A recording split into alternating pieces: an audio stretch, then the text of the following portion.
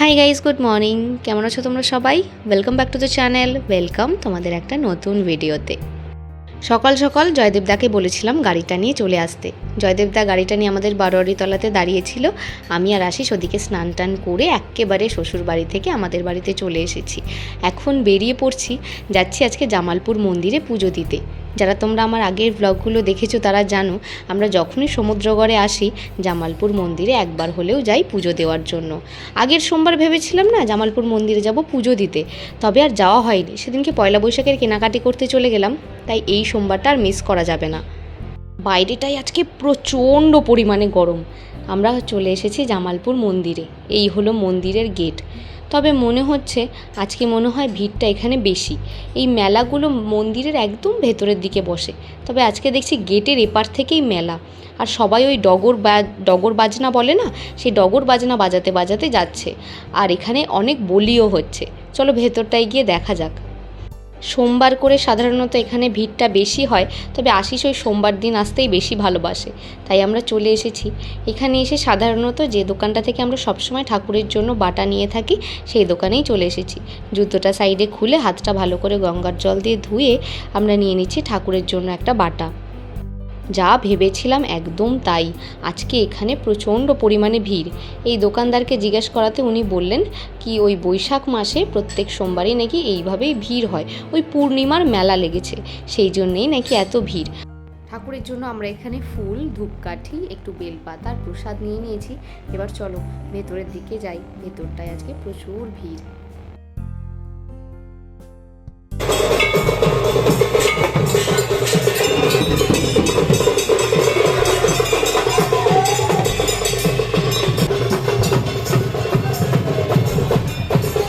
মন্দিরে ঢোকার জন্য এত বড় লাইন পড়েছে, যেটা মন্দির ছেড়ে বেরিয়ে গেছে। আমরা এই দূরটাতে দাঁড়িয়ে রয়েছি, দাঁড়িয়ে দাঁড়িয়ে শুধু ভিড়টা দেখছি। এত প্রচণ্ড ভিড়, তার মধ্যে আছে গরমের তাপটাও প্রচণ্ড পরিমাণ বেশি।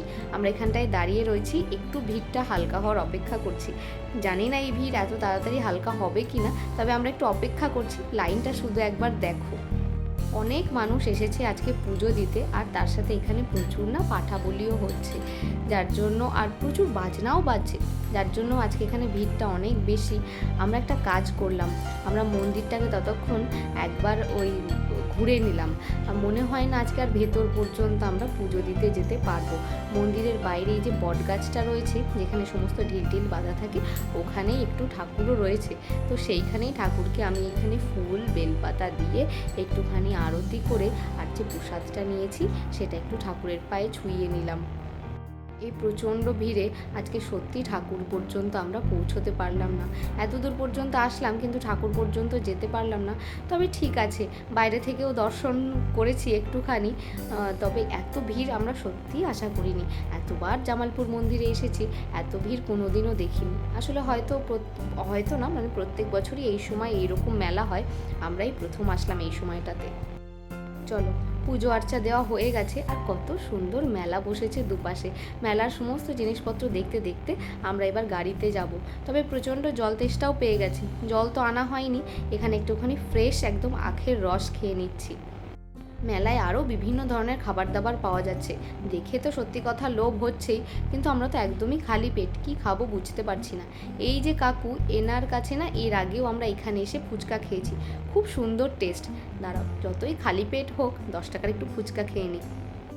পুজো দিয়ে টুকটাক কিছু খাওয়া দাওয়া করে চলে এসেছি পার্কিংয়ে। এখানে এইরকম পার্কিং না আরও 3-4টে রয়েছে, যেখানে গাড়িতে পুরো ভর্তি, এমনকি অনেক বাসও এসেছে। তাহলে তোমরা বুঝতেই পারছো আজকের ভিড়টা কেমন হয়েছে। গাছের নিচে, মানে এখানে অনেকগুলো বট গাছ রয়েছে, বেশ এই জায়গাটা ঠান্ডা, তাই জয়দেব তার গাড়িটা নিয়ে এখানেই অপেক্ষা করছিল।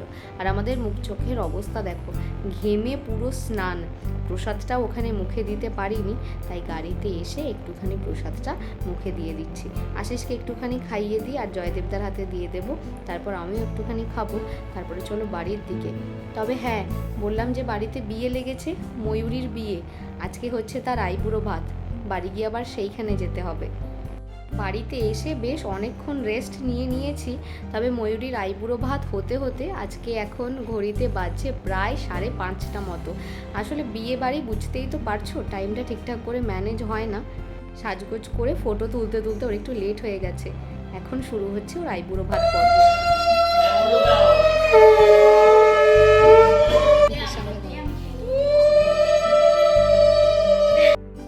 ময়ূরী এখানে বসে পড়েছে আইবুড়ো ভাত খাওয়ার জন্য অবশেষে, মানে ফটো তুলে অবশেষে বসেছে খেতে। সবাই তোকে বকাবকি করছিল, যদিও ওর আইবুড়ো ভাতের লুকটা কিন্তু প্রচণ্ড সুন্দর লাগছে দেখতে।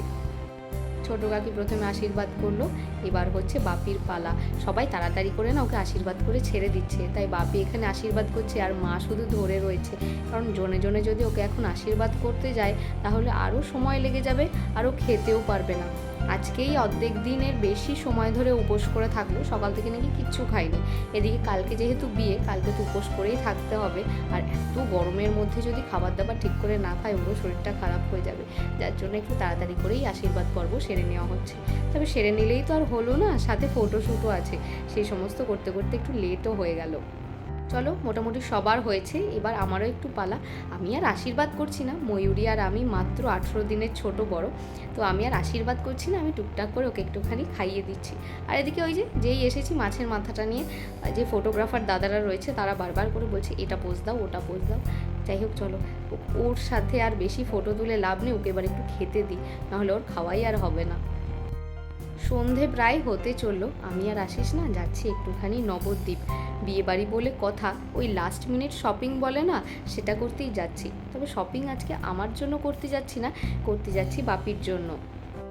ময়ূরীর কন্যা সম্প্রদান করবে বাপি। তবে আমার বিয়েতে বাপির জন্য যে ধুতি পাঞ্জাবিটা নিয়েছিলাম না, ধুতিটা তো পরতে পারবে, তবে পাঞ্জাবিটা একটুখানি ভারী ধরনের, এই গরমে পরলে না খুব কষ্ট হবে। আমার বিয়ের সময় তো শীতকাল ছিল, বাপির কোনো অসুবিধা হয়নি। তো মা বললো বাপির জন্য একটা ভালো দেখে পাঞ্জাবি একদম হালকার উপরে নিয়ে আসতে। আর ওর বিয়ের লগ্নও সেই 12টার পর, সারাটা সন্ধে পুরো পরে থাকতে হবে। সেই জন্য আমি চলে এসেছি নবদ্বীপে এই শাড়ি বালাজি বলে দোকানটাতে। এর আগে যখন নবদ্বীপে এসেছিলাম এই দোকানটা দেখেছিলাম, এই দোকানটা নতুন হয়েছে, আগে না ছিল না। তবে বাইরে থেকে দেখে ভেতরকার কালেকশন কিন্তু বেশ ভালো লেগেছিলো, তাই মাকে বললাম দাঁড়াও, নবদ্বীপে একটা খুব ভালো দোকান হয়েছে, ওখানে একবার গিয়ে দেখি ভালো কিছু পাওয়া যায় নাকি। তাই আমি আর আশিস চলে এসেছি সেই দোকানটাতে। সত্যি কথা বলতে এই দোকানে না পাঞ্জাবির কালেকশন খুবই ভালো রয়েছে, কটনের থেকে শুরু করে রেয়নের ওপর খুব সুন্দর সুন্দর একদম সোবার পাঞ্জাবিও রয়েছে, আবার হেভি ওয়ার্কেরও রয়েছে। আমি বাপির জন্য একটুখানি হালকার ওপর একটু সোবার একটা পাঞ্জাবি নিয়ে নিয়েছি, যেটা পরে তোমাদের বাড়িতে গিয়ে দেখিয়ে দেবো। এই যে পাঞ্জাবিটা নেওয়া হয়ে গেছে।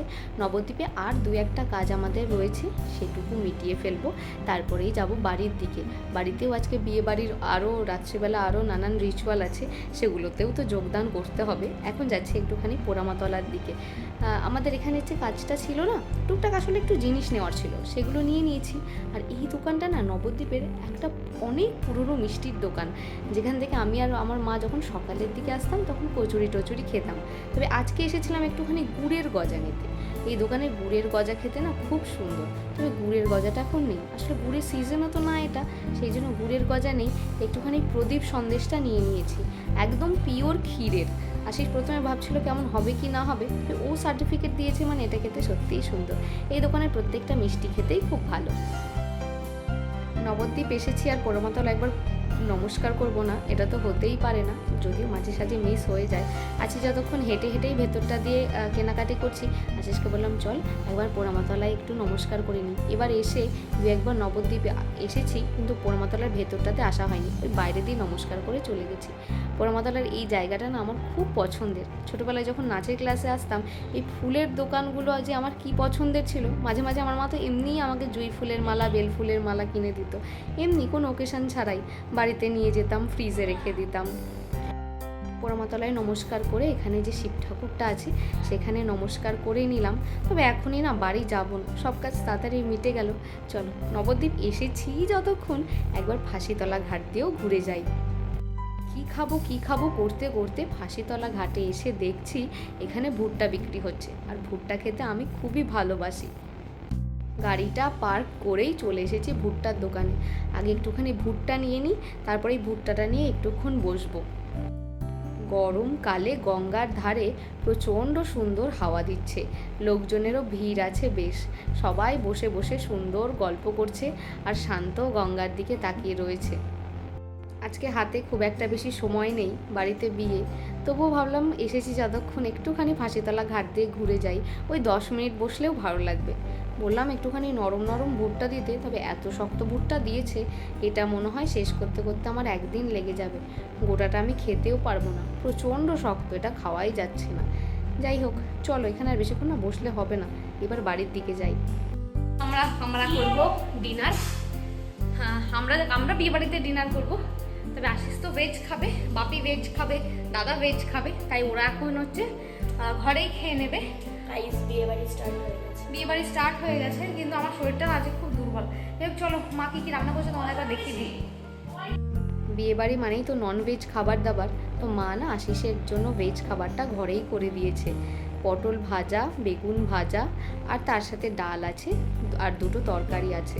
আর এইখানে পিসি আশিস সবাই মিলে বসে গল্প করছে। একটু পরে আমরা সবাই মিলে যাব এই বাড়িতে।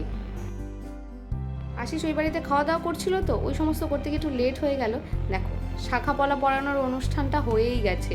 ব্রাইড এখানে শাড়ি ছেড়ে বাড়ির জামা কাপড় পরে ফেলেছে। কত সুন্দর লাগছে হাতগুলো দেখতে। মেহেন্দির ওপর নতুন শাখাপলা পরা দেখেই মনে হচ্ছে নতুন বউ। আজকে থেকেই বউ বউ লাগছে দেখতে। তবে ব্রাইড আজকে প্রচণ্ড বেশি ব্যস্ত আর প্রচণ্ড টেনশানেও আছে, যেটা খুবই স্বাভাবিক। সকালবেলা আমাদের মধ্যে না ওই দই খই খাওয়ানোর একটা নিয়ম আছে।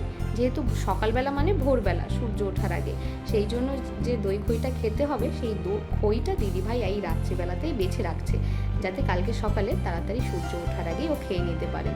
বিয়েবাড়ি যেহেতু কেউ তো নিজের ঘরে শোয়নি, ইচ্ছা করে একটা ঘরের মধ্যে আমরা সবাই মিলে শুয়েছি। কেউ কেউ ঘুমিয়ে গেছে, আর এই দেখো বাচ্চাগুলো রাত্রিবেলা বিস্কুট খেতে উঠেছে। আর নিহার সিজা খাচ্ছে বলে মনাও ওপর থেকে নেমে এসেছে। তারা এদের আমি একটু সামলে নিই, এরা সারা রাত ঘুমাবে না। তোমরা নেক্সট ব্লগের জন্য কিন্তু ওয়েট করো।